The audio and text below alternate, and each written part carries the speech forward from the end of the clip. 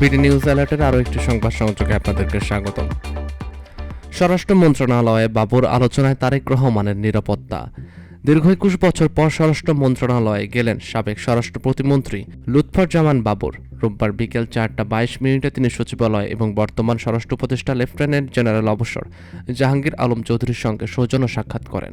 জানা গেছে বৈঠকটি সম্পূর্ণ সৌজন্যমূলক, তবে দলের ভারপ্রাপ্ত চেয়ারম্যান তারেক রহমান শীঘ্রই দেশে ফিরছেন।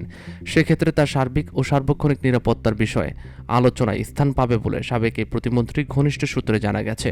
এছাড়া দেশব্যাপী আইন শৃঙ্খলা পরিস্থিতি, সীমান্ত নিরাপত্তা ও আধুনিক প্রযুক্তি ব্যবহার করে অপরাধ দমন সংক্রান্ত বিষয়েও কিছু মতবিনিময় হয় বলে মন্ত্রণালয়ের সূত্রে জানা গেছে। লুৎফুজ্জামান বাবর ২০০১ সাল থেকে ২০০৬ সাল পর্যন্ত ৪ দলীয় জোট সরকারের সময় স্বরাষ্ট্র প্রতিমন্ত্রীর দায়িত্ব পালন করেন। দায়িত্ব পালনকালে তিনি একাধিকবার আলোচনায় আসেন, কখনো প্রশংসিত আবার কখনো সমালোচিত হন।